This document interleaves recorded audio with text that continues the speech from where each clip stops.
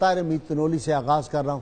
صلوات الرسول 30 پارے. آج کون سا پارا؟ جی بھائی صاحب بہت بہت شکریہ. بسم اللہ الرحمن الرحیم. آج 11واں پارا ہمارا موضوع گفتگو ہے. ارشاد کی وجہ بتا دیا کرے. جی 11واں پارا آج موضوع گفتگو ہے، اور اس کا جو نام حضرت خواجہ عبدالرحمن چھوروی علیہ رحمہ نے رکھا ہے وہ ہے فی تحلیل ہی و تسبیح ہی. جی یعنی آپ صلی اللہ علیہ وسلم نے جس طرح اللہ کی تحلیل بیان کی اور اللہ کی تسبیح بیان کی. سبحان اللہ. اچھا صاحب قبلہ اس پارے کا نام ہی بڑا معنی خیز ہے. یعنی آپ نے ترتیب کیا رکھی ہے، پہلے تحلیل کا ذکر کیا ہے اور پھر تسبیح کا ذکر کیا. اس کا سبب یہ ہے ماشاءاللہ کہ قرآن مجید میں تسبیح کو بیان کرنے والی وہ آیت مبارکہ جس کو حضور اکرم صلی اللہ علیہ وسلم نے اسم اعظم قرار دیا ہے، اس میں یہی ترتیب ہے. لا الہ الا انت سبحانک انی کنت من الظالمین. پہلے تحلیل ہے پھر تسبیح ہے. ٹھیک. اور اسی ترتیب کے مطابق آپ نے اس پارے کے اندر بھی اس چیز کو بیان کیا. یعنی پہلے یہ بیان کیا ہے کہ آپ صلی اللہ علیہ وسلم نے کس طرح سے تحلیل کی، اللہ کی توحید کو، اللہ کی معبودیت کو بیان کیا اپنی دعاؤں کے اندر، اور پھر تسبیح کا ذکر کیا.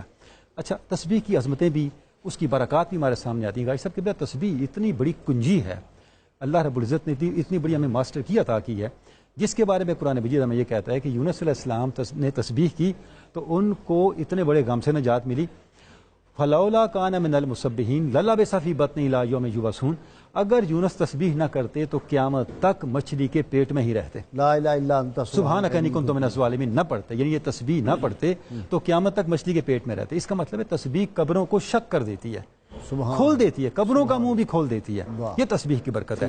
اس کا سبب کیا ہے؟ اب خواجہ عبدالرحمن چھوروی فرماتے ہیں سبحان من کان خزائنہ بین الکاف والنون. سبحان من اذا اراد شیئا ان یقول له کن فیکون. کہ تسبیح اس ذات کی کہ جس کے خزانے کن کے کاف اور نون کے درمیان ہیں. یعنی کلمہ کن کہنے سے بھی پہلے اس کے خزانوں کا ظہور اور اس کی قدرت کا ظہور ہو جاتا ہے. یہ ہمارے لیے ہے اذا اراد شیئا یقول له کن فیکون، کہ جب وہ کن کہتا تو پھر ہوتا ہے. یہ ہمارے لیے ہے. اچھا اس کے بعد آگے جو شان سرکار صلی اللہ علیہ وسلم کی بیان کرتے ہیں، فرماتے ہیں انسان اشرف المخلوقات ہے. کوئی رب تعالیٰ کن کا لفظ تھوڑا ہی کہتے ہیں. میرا خیال ہے کہ اپنی شان کے مطابق خیال حق میں جب کوئی بات آتی ہے اس سے مراد ہی کل ہوتا ہے. غازی صاحب ہم اس کو کچھ بھی نہیں کہہ سکتے. لوگوں نے انٹرپریٹیشن کی ہے جو میں صوفیاء نے کی ہے. اس کے سب سے بہتر لفظ ہے جیسے اس کی شان کے مطابق ہے. اپنی شان کے مطابق خیال حق میں جب بات آ جاتی ہے کون کہنے کی ضرورت نہیں پڑتی، وہی کون کہنا ہے جیسے اس کی شان ہے. اچھا غازی صاحب اب خواجہ عبدالرحمن چھوروی اس بارے میں لکھتے ہیں کہ انسان کو اللہ نے اشرف المخلوقات بنایا کیوں؟ اس کا سبب یہ ہے اللہم صلی اللہ وسلم علی سیدنا محمد و علی سیدنا محمد الذی خلق الانسان واشکلہ علی شکلہ. واہ. کہ درود و سلام ہو ہمارے آقا آپ صلی اللہ علیہ وسلم پر، آپ کی آل پاک پر، کہ جب اللہ نے انسان کو بنایا تو انسان کو وہ شکل دی جو حضور اکرم صلی اللہ علیہ وسلم کی شکل ہے. واہ واہ واہ واہ. وہ ہوا. اور اس کا آگے کیا ہوا، اس کی حکمت کیا ہے؟ وہ بے اقامت الف و بے اجلاس محمد. کہ یہ انسان جب کھڑا ہوتا ہے تو الف کی طرح ہوتا ہے جو توحید کا نشان ہے، جب بیٹھا ہو تو محمد کی طرح ہوتا ہے جو رسالت کی طرف نشانی بنتا ہے. اور جب سجدے میں جائے تو محمد بن جاتا ہے. لفظ محمد ہے وہ تو لفظ محمد کی انتہا ہے، محمد کی عملی تعبیر ہے کہ اللہ کی بارگاہ میں عبودیت اور قربت کا سب سے بڑا مظہر سجدہ ہے. تو اب یعنی انسان کے اشرف المخلوقات ہونے کا سبب کیا ہے؟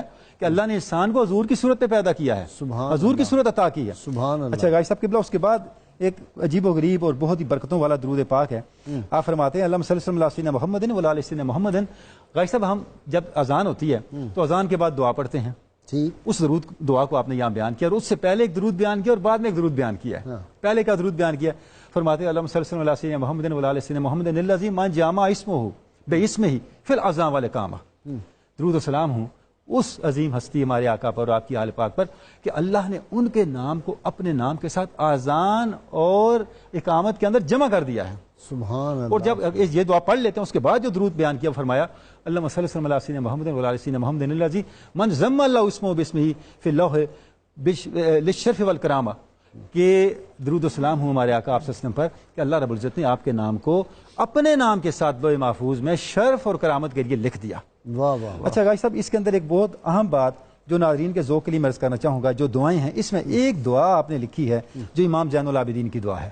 اچھا. وہ امام زین العابدین جن کی شان میں عبد الملک کے سامنے فرزدق نے جو قصیدہ صحن حرم میں کہا تھا اور شور آفاق ہو گیا، ان کی دعا آپ لکھتے ہیں، فرماتے ہیں کہ الم تسمع بفضلک یا منائی دعا من ضعیف مبتلائی غریقم فی بحور الغم حزنا اسیر بالذنوب بالخطائی. ہے اللہ تو اپنے فضل سے میری دعا اس شخص کی دعا کو نہ سنے گا جو ناتواں ہے، مصیبت زدہ ہے، غم کے سمندروں میں غرق ہے اور اپنے گناہوں اور خطاؤں کی وجہ سے ان غموں میں قید ہے.